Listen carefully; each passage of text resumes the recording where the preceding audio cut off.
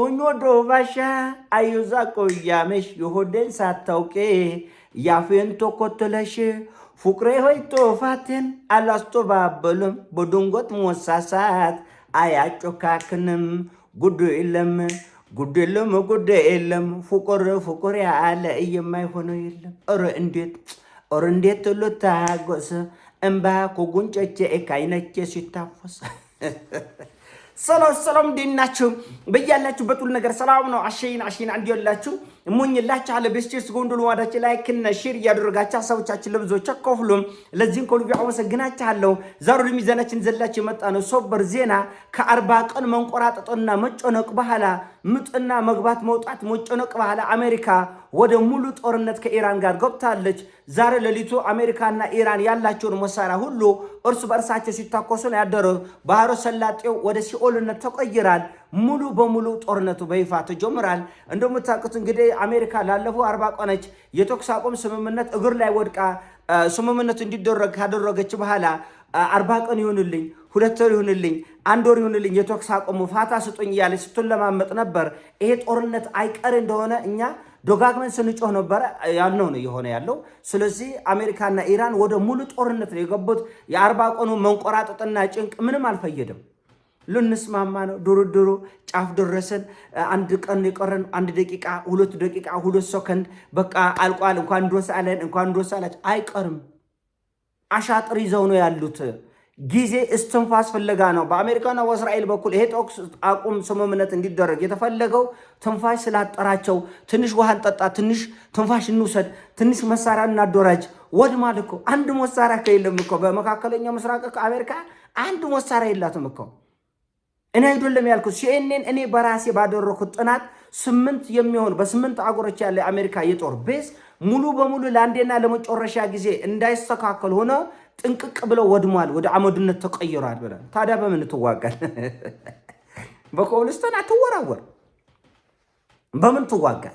ስለዚህ ይሄ ጦርነት ትንፋሽ ስላጡ ውሃ ስለተቃጠሉ ስለተጠሙ ፋታ እንውሰድ። አንደኛ የጦር መርከቦቻቸውን እንደ ሸንኮራ አገዳ 2 ቦታ 3 ቦታ ሰንጥቃ ነው ያለችው። አሁን ማን ዩኤስ ጀራልድ እኮ ተመለሰች ወደ ሀገሯ እኮ የዓመት ረፍት ሞልታ ብላ ወደ አሜሪካ ትሞልሳለች። ይህን አንተ በራሳችሁ ማረጋገጥ ትችላላችሁ። 80-90 የጦር መርከቦችን የምትሸከመው የአሜሪካ እጅግ በጣም ግዙፍ በዓለም አቻ የሌላት ዩኤስ ጀራልድ ፎርድ ወደ አሜሪካ ተመልሳለች። አልተቻለም። እና ይሄ ትንፋሽ ፍለጋ ነው፣ ሰላም ፍለጋ አይደለም። ምን ሰላም ይፈልጋል? ፔንታጎን እኮ ወደ ኪዩባ ያለውን መሳሪያ የጦር መሳሪያ ሁሉ አቅርቤያለሁ፣ ኪዩባን ለመውረር ዝግጁ ነኝ፣ ትራምፕ ትዕዛዝ ቀጭን ትዕዛዝ ብቻ ስጠኝ እኮ ነው ያለው። ቬንዙዌላ እንደዚህ ሆና ኢራን ይሄ ሁሉ እልቂት መካከለኛው ምስራቅ ይሄ ሁሉ እሳት ላይ ሆኖ ኪዩባ ላይ የአሜሪካ የጦር መርከቦች የጦር አውሮፕላኖች መሳሪያ በሙሉ ወደ ኪዩባ ተጠግቷል። ቀጭን ትዕዛዝ ነው የሚጠብቁት። በአንድ ሰከንድ በአንድ ደቂቃ ኪዩባን ለመውረር ዝግጁ ነን ነው ያለው ፔንታጎን። ተመልከት፣ ሰላም ወደ አይደለም የተኩስ አቁም ዱላው ብዛት ነው። የኢራንን ዱላ መቋቋም የሚቻልበት ደረጃ ላይ ባለመሆኑ ምክንያት እስትንፋስ ፍለጋ ትንሽ ትንፋሽ ፍለጋ ነው የቆመው። ኢራኖቹ ደግሞ ይሄን አይለቁም። በነገራችን ላይ አሁን ራሽያና ቻይና ኪዩባን ለመታደግ ይሞክራሉ።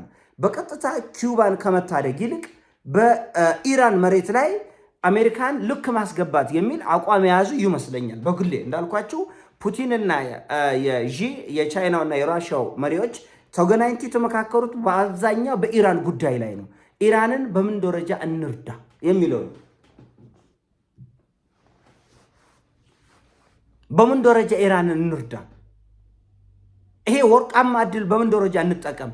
ምክንያቱም ቬንዙዌላ የራሽያ ወዳጅ ነች፣ የቻይና ወዳጅ ነች። ኪዩባ የራሽያ ወዳጅ ነች፣ የቻይና ወዳጅ ነች። ወዳጆቻቸው እየተቀጠቀጡ እየወደሙ ነው ያሉት።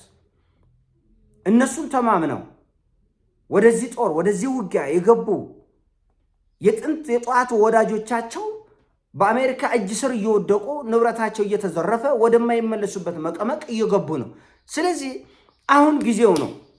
ቻይናና ራሽያ በትክክል ከኢራን ጎን ቆመው የዓለምን ስርዓት ለማስተካከልና ለመፋለም ጊዜው ነው። አሁን ጊዜው ነው። ስለዚህ የመጀመሪያ ጥንቻቸውና ክንዳቸውን የሚያሳዩት በኢራን በኩል ነው። አሜሪካ ይሄን አውቃለች። እጅግ በጣም በተደራጀ ሁኔታ በዚህ 40 ቀን ውስጥ ከአሜሪካና ከእስራኤል ይልቅ እጥፍ የተዘጋጁት ኢራኖቹ ነው። ይሄን ለማየት ያብቃችሁ። ዝም ብላችሁ በዚህ ሳምንት ውስጥ ራሱ ትራምፕ ድርድር ብሎ ካላለቀሰ ምን አለ በሉኝ፣ እኔ እቆጣለሁ። የፈለጋችሁት ድርድር ብሎ ያለቅሳል። ኢራኖቹም አለ ያሉትን መሳሪያ በሙሉ ያዘንባሉ። መካከለኛው ምስራቅ ወደ ሲኦልነት ይቀየራል። ማንም ማስቆም አይችልም። ማንም ማስቆም አይችልም።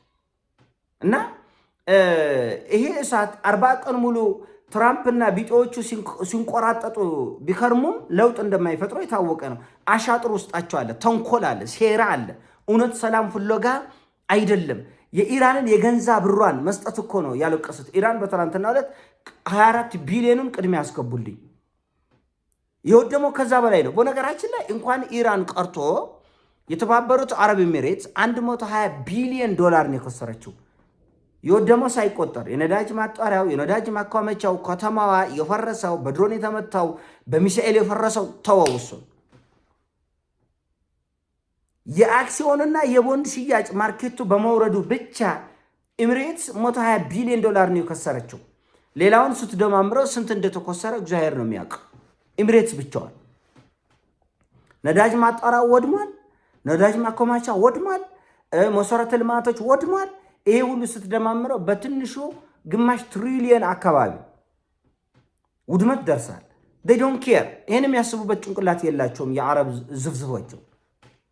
እነዚህ ጭንቅላት የሌላቸው የአረብ መሪዎች፣ አምባገነኖች፣ አረመኔዎች ለኢራን መጥፋት እየሰሩ ራሳቸው እየጠፉ ነው። በነገራችን ላይ ትራምፕ ጭራሽ የአብርሃም ስምምነት የሚባል አለ። አረቦች አንፈርምም ከእስራኤል ጋር ፍልስጤምን እውቅና እስካልሰጠችና አገር እስካልሆነች ድረስ አብረን አንሰራም ብለው ለዘመናት የያዙት አቋም አለ።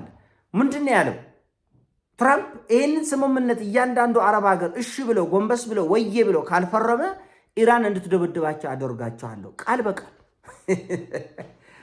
ኦማንን እደበድባለሁ። በነገራችን ላይ ኦማን እንግዲህ ወዳጅ አገር ነች። ስምምነት ላይ እንዲደረስ አሜሪካና ኢራን እንዲቀራረቡ ብዙ የደከመች ብዙ የለፋች በምክንያት የምትንቀሳቀስ ሀገር ነች። ኦማንን አፈነዳለሁ ብሏል ትራምፕ። አረቦቹን በሙሉ ደግሞ ኢራን እንድትደበድባቸው አሳልፌ እሰጣቸዋለሁ ፈርም ነው ያለው። በቃ ምን ጭራውን ቆልቶ ያ ሁሉ እንትን የመሃይም የደናቁርት ስብስብ እሺ ጋሼቱ ጋር ፈርም ሞራል የላቸውም። አገር የመሆን ትልቅ የመሆን የለማ ታሪኩም የለም። እንደዛ ለዛ የሚያበቃ ታሪክ። እነዚህ ብጥስጣሽ ሀገሮች እኮ የኢራን ግዛት የነበሩ እኮ ናቸው። ኤሚሬትስም በለው ኳታርም በለው ባህሬንም በለው አብዛኛው እዛ ዙሪያ የምታየው ሀገር እኮ የኢራን ግዛት ንብረት የነበረ እኮ ተበጣጥሰው እንግሊዞቹ አውሮፓኖቹ ነው እኮ አገር አብዛኛው ዓለም ላይ የተፈጠረውን ሀገር እኮ አውሮፓኖች ነው የፈጠሩት። ከፋፍለ ግዛ ከፋፍለ ቆጥቆጥ በሚለው ህጋቸው መሰረት የተፈጠሩ ናቸው እንጂ የራሳቸው አቋም፣ የራሳቸው መንገድ፣ የራሳቸው ታሪክ ያላቸው አይደሉም። ከራሽያ ላይ ተገንጥለው አገር የሆኑ ሀገሮች በሙሉ በአውሮፓውያን እጅ አዙር ተጠምዘዘ ነው ያ የሆነው። እና የሆነ ሆኖ አሁን የአብርሃም ስምምነቱን አረብ ካልፈረምክ አስቀጠቅጣለሁ በኢራን በእርግጥ ጥለው ለመውጣት ሰበብ እየፈለጉ ነው። ይሄ አረቡን እንደፈለክ እንደፍጠርጠረ እኔ አንተም ብዬ መሞት የለብኝም የሚል አቋም ላይ ደርሳለች አሜሪካ። እናንተም ብዬ እኔ መሞት ስለሌለብኝ በምን ሰበብ ጥያችሁ ልውጣ ብላ ስታስብ የአብርሃም ስምምነት ፈርሞ የአብርሃም ስምምነት ለእስራኤል ሙሉ እውቅና የሀገርነት መስጠት፣ አረቦቹ ደግሞ ፍልስጤም የሀገርነት እውቅና ካልተሰጠኛም ለአንቺ ደግሞ የሀገርነት እውቅና አንሰጥም አገር ብለው ከማያስቡት ግዛት ጋር ነው እንግዲህ አረቦቹ ሁሉ ሲሰሩ የከረሙት።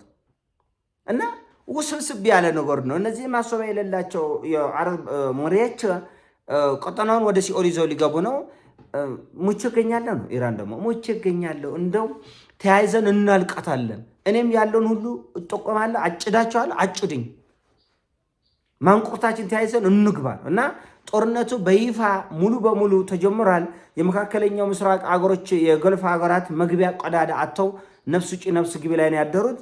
አሁን እየተፋፋመ ምናልባት በዚህ ሳምንት ዓለምን ክው የሚያደርግ አስፈሪ ነገር መሰማቱ የሚቀር አይመስለኝም።